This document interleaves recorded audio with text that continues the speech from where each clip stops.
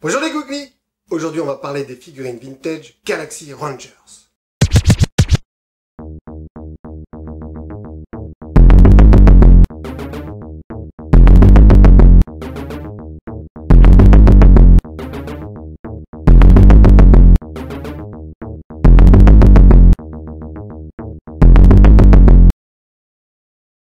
Le dessin animé Les Aventures des Galaxy Rangers est arrivé sur nos écrans en septembre 1987, dans l'émission Récréa 2, avant la disparition de celle-ci, faute d'audience.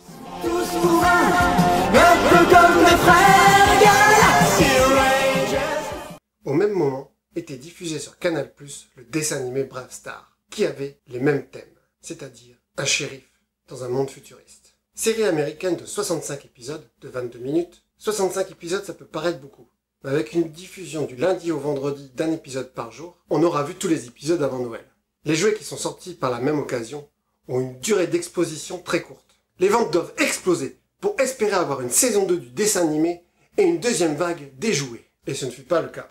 Et on n'aura le droit qu'à une seule vague de jouets. Malgré un dessin animé à gros budget de western de science-fiction. Vraiment sympa, avec les premières images faites par ordinateur, une révolution à l'époque. Nous avons eu que 6 figurines fabriquées par la société Galoob pour les États-Unis, mais mises en vente que dans quelques États là-bas. En France, c'était le fabricant de jouets idéal qui a distribué les jouets. Avec 3 figurines des Galaxy Rangers, les héros du dessin animé, d'une hauteur d'environ 18 cm, un tout petit peu plus petit que la figurine Brave Star. Articulée aux bras, aux jambes, avec une petite molette à l'arrière pour faire bouger le bras droit, pour dégainer le plus rapidement possible.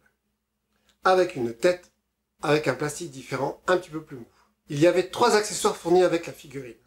Son pistolet, son chapeau et une étoile de shérif à échelle 1 que l'enfant pouvait accrocher sur sa poitrine pour faire comme dans le dessin animé et activer ses super pouvoirs. Le pistolet sera de la même version pour toutes les figurines de la gamme. Le blister est tout simple, fond rouge, avec le titre en haut, ainsi qu'une peinture en dessin des 4 héros en cheval, mais qui est cachée par la tête de la figurine et la bulle du blister. Avec sur le côté la pub du mécanisme de la figurine qui pouvait dégainer leur pistolet hyper rapidement, tout comme les cow-boys. Au verso du blister, l'intégrale de la gamme de jouets qui était disponible. On a eu Zachary Fox, qui dans l'anime a une arme bionique cachée dans son bras gauche, Shane Guzman, qui dans l'anime a des biodéfenses qui le rend pratiquement invincible. La figurine a 2 porte-pistolets, mais était fournie qu'avec qu'un seul. Ils ont fait des économies sur le deuxième pistolet. C'est naze. Walter Hartford, surnommé Doc, le génie en informatique, avec son implant qui le transforme en ordinateur vivant. Et il y avait dans l'anime un 4e Galaxy Rangers. Et oui, c'est le personnage féminin, qui encore une fois passe à la trappe. C'était Nico, avec ses pouvoirs psychiques dans l'anime. Mais elle était quand même prévue pour la deuxième vague, avec tout un tas d'armes diverses. Pour les méchants, on a également 3 figurines, avec Capitaine Kidd, avec une petite fourrure en accessoire, vraiment très originale, plus 2 armes en accessoire. La reine Raja, avec une cape et une arme. Lazarus Slide, avec une veste, qui pour le coup fait très poupée Barbie, et une arme. 2 méchants sont restés à l'état de prototype, certainement pour la vague 2, avec Macross et sa tête de diable, et Scareglow, un cow-boy à tête effrayante. Sort également en figurine les chevaux des Galaxy Rangers. Galoob a utilisé le moule du cheval de Golden Girl et le système électrique pour allumer les yeux et le front. On voit bien qu'ils ne sont pas partis d'un moule original, car dans l'anime, ils n'ont pas d'œil.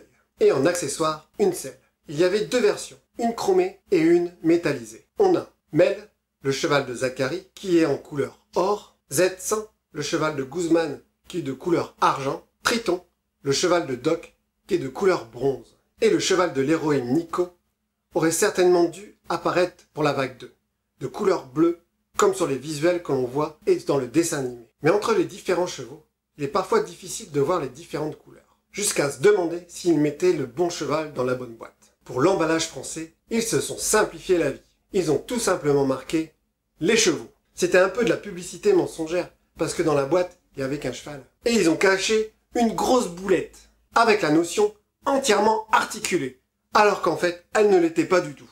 En France, nous avons eu que des versions métallisées. Os Cavaleiros da Galáxia enfrentam o perigo que vem do espaço. Galaxy Rangers aos cavalos! Estamos prontos. Corre! Use o saqueado! Coleção Galaxy Rangers. On a eu aussi un pack d'accessoires, le Laser Pack. Il comprenait un petit pistolet à l'échelle 1 pour une main d'enfant, un petit harnais sac que l'on mettait sur la figurine et un petit boîtier cible qu'on pouvait accrocher sur un copain.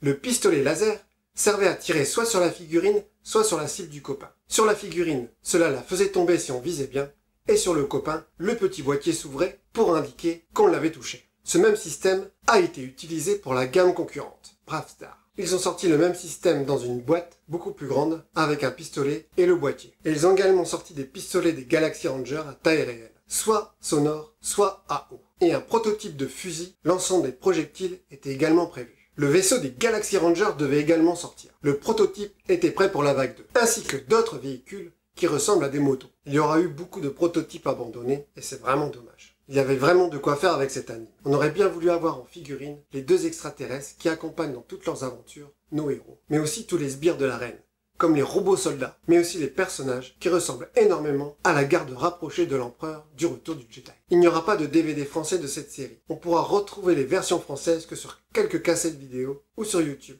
N'hésitez pas à mettre en commentaire vos souvenirs de cette gamme. Salut les Googly et à bientôt dans un autre univers.